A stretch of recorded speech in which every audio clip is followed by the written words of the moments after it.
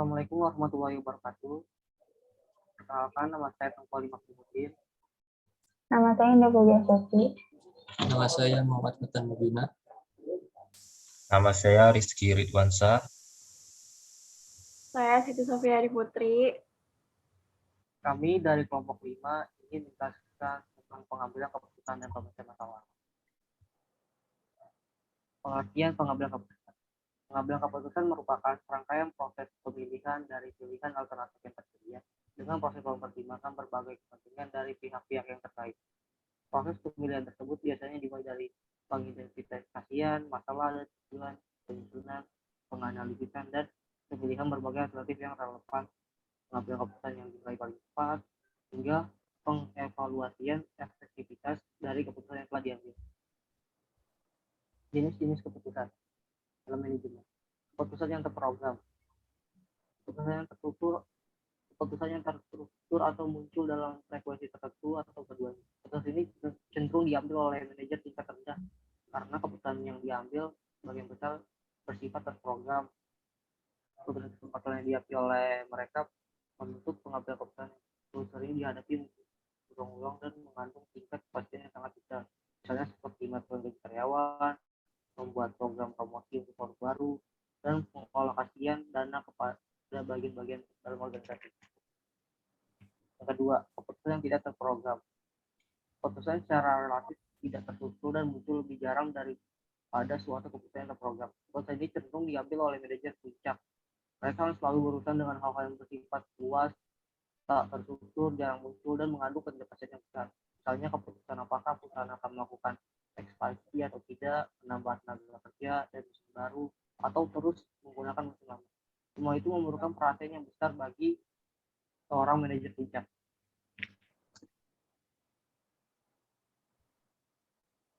Tahapan pengambilan keputusan.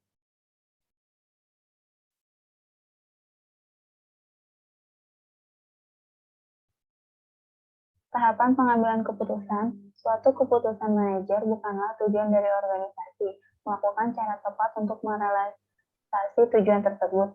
Sejatinya, keputusan merupakan respon keorganisasian atas suatu masalah. Setiap keputusan merupakan output dari proses dinamis sebagai dipengaruhi oleh banyak faktor.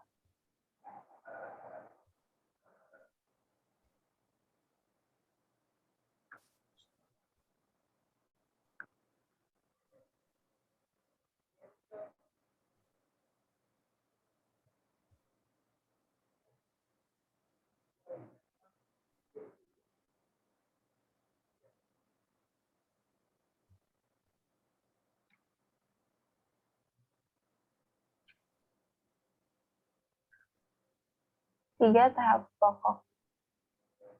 A. Riset, yakni mempelajari lingkungan ataupun kondisi yang membutuhkan pengambilan keputusan untuk dibuat sebagai arahan tindakan dalam mengidentifikasikan masalah. B. Pengerancangan, yakni menganalisis penyusun dan pengembangan arah tingkatan yang meliputi penganalisan masalah dan menguji kelayakan solusi masalah tersebut. C. Pemilihan, yakni menentukan suatu arah tindakan untuk mengimplementasikan. Ada 3 tipe masalah digolongkan sebagai berikut.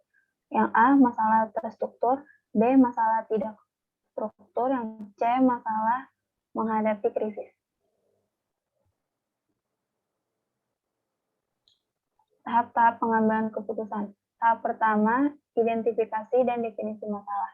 Syarat utama dalam pengambilan keputusan adalah adanya masalah. Hal ini menekankan pentingnya penetapan tujuan dan sasaran yang bisa diukur. Indikator lainnya yang tuntut mengidentifikasi masalah organisasi antara lain sebagai berikut. Penyimpangan kinerja, kritik, dan saran dari orang lain lingkungannya.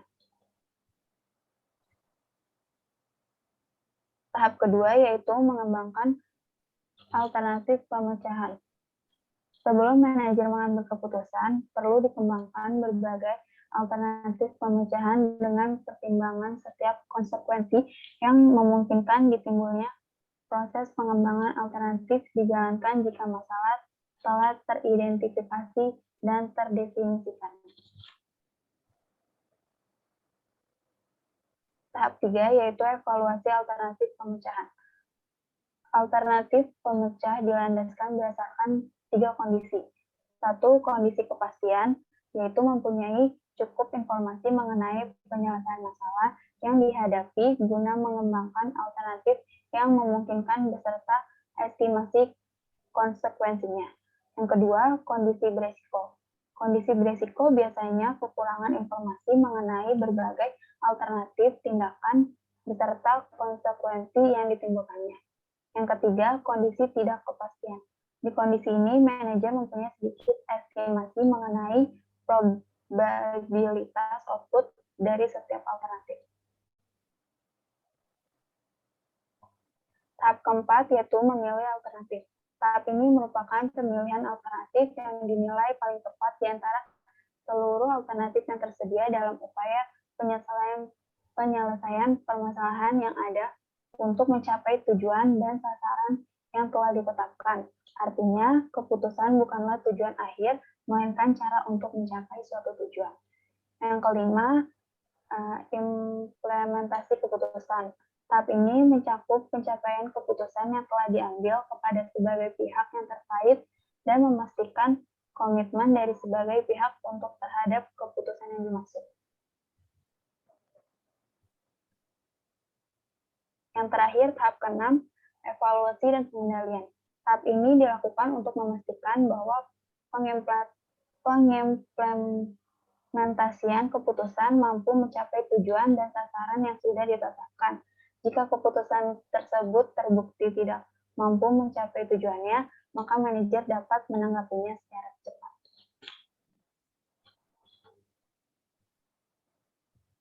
Gaya pengambilan keputusan.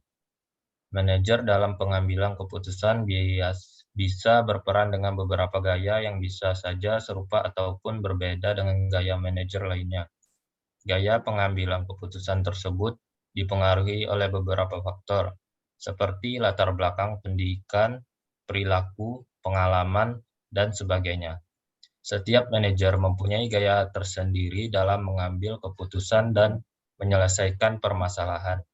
Salah satu pandangan mengenai gaya pengambilan keputusan mengemukakan bahwa dalam melakukan pendekatan terhadap masalah, ada 3 cara yang dapat dilakukan oleh manajer. Pertama, menghindari masalah dan mengabaikan informasi yang menunjuk ke masalah tersebut agar tidak perlu menghadapinya. Kedua, menyelesaikan masalah dengan cara bersikap reaktif dalam menghadapinya. Ketiga, mencari masalah untuk diselesaikan ataupun mencari peluang untuk dikejar dengan menggunakan pendekatan proaktif dalam rangka mengantisipasi permasalahan yang mungkin timbul.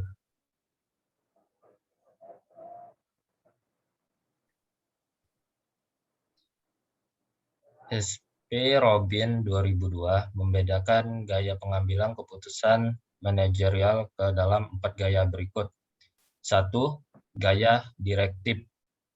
Manajemen dengan gaya pengambilan keputusan yang direktif cenderung berpikir secara rasional dan memiliki toleransi yang rendah terhadap ambiguitas. 2.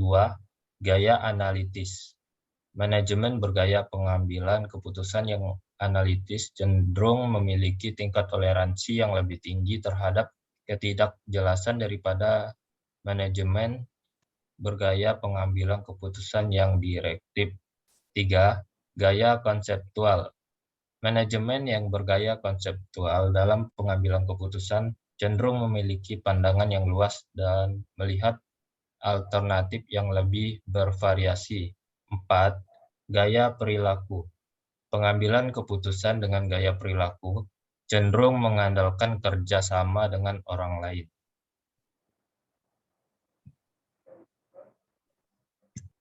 Model-model pengambilan keputusan. A. Model keputusan klasik. Model ini berasumsi bahwa manajer bertindak berdasarkan suatu kepastian. Manajer menghadapi permasalahan yang teridentifikasi secara jelas dan mengetahui semua alternatif penyelesaiannya beserta konsekuensi dan probabilitasnya. Dari berbagai alternatif tersebut akan diambil keputusan yang dinilai terbaik untuk penyelesaian masalah. Pendekatan klasik merupakan model pengambilan keputusan yang rasional.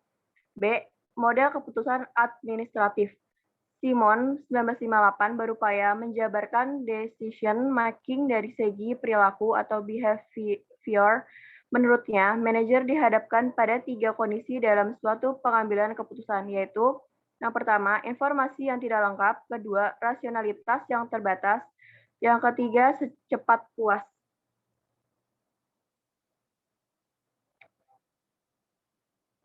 Pengambilan keputusan menurut para ahli. Yang pertama adalah menurut Robert Page, yang model matematis. Model ini merupakan penyederhanaan dari suatu masalah ke dalam rumusan atau formula matematis. Dalam analisisnya dapat menggunakan alat bantu berupa kalkulator atau komputer. Yang kedua, model simulator komputer. Model simulasi komputer berarti pengambilan keputusan dengan menggunakan peralatan komputer untuk keperluan rancangan bangun yang mampu menirukan apa-apa yang dilakukan organisasi. Model ini digunakan karena banyak variabel yang mempengaruhi suatu keputusan, sehingga apabila dilakukan secara manual akan banyak menyita waktu dan biaya. Yang ketiga, model permainan operasional. Model ini melibatkan manusia sebagai salah satu unsur yang akan dijadikan objek dan harus dapat mengambil keputusan dalam permainan tersebut. Prosedur permainan dibantu oleh komputer. Yang keempat, model verbal. Model pengambilan keputusan verbal berarti keputusan dapat didasarkan atas analogi tertentu yang bersifat dibuat kesimpulan dan pengambilan keputusan bersifat non-kuantitatif. Yang kelima, model fisik. Model ini merupakan serangkaian keputusan dalam program pembangunan dan pengembangan yang cukup kompleks, sehingga dalam proses pengerjaannya harus dapat memilih mana yang dapat dilakukan secara serentak dan bagian mana yang memerlukan proses berurutan dan berkesinambungan.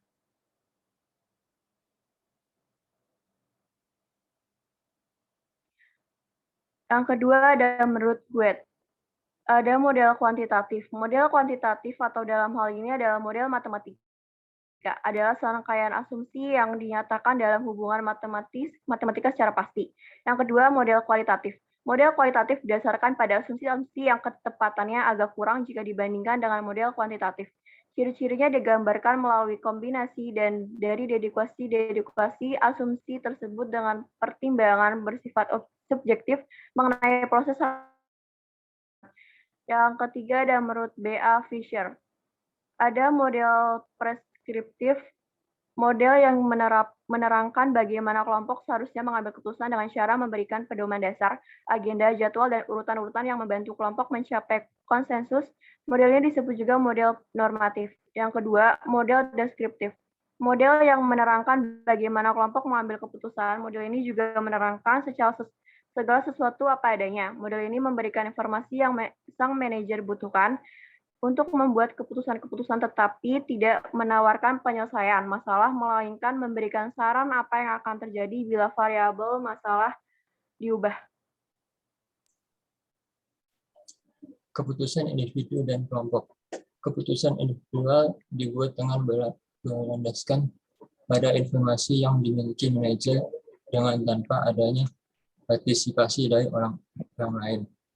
Keputusan individual tercipta dari anggapan bahwa decision maker mempunyai cukup informasi dan pemahaman untuk membuat keputusan yang baik. Sebagian faktor perilaku hanya memiliki beberapa aspek dari rangkaian proses pengambilan keputusan. Sementara faktor lainnya dapat mempengaruhi keseluruhan rangkaian proses.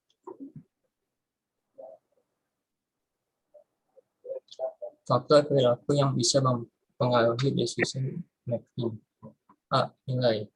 Nilai ialah standar yang dipergunakan orang saat dihadapkan dengan suatu kondisi yang menuntut dibuatnya keputusan. Nilai tersebut diperoleh ketika seseorang masih cukup muda dan kemudian akan berkembang menjadi dasar dari pemikiran orang tersebut. Nilai-nilai memiliki pengaruh yang besar terhadap rangkaian proses decision making berikut. Pertama, dalam penetapan sasaran, nilai perlu benar-benar dipertimbangkan dalam kaitannya dengan penentuan prioritas dan pemilihan ruang. Yang kedua, dalam pengembangan alternatif, nilai perlu dipertimbangkan bagi setiap kemungkinan.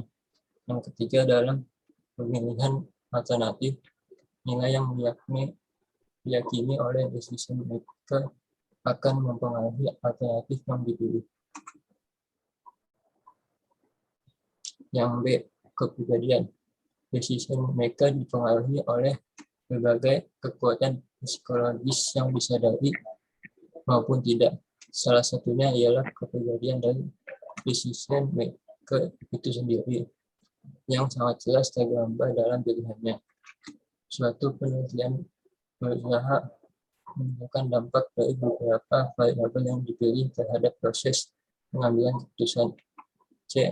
Tendensi terhadap risiko. Seseorang decision maker yang enggan mengambil risiko akan memilih keputusan dengan risiko ketidakpastian terendah ataupun keputusan yang kepastian hasil tertinggi karena keputusan tersebut memiliki risiko yang lebih rendah daripada keputusan dengan risiko ketidakpastian medium hingga tertinggi ataupun keputusan dengan kepastian hasil medium hingga terendah.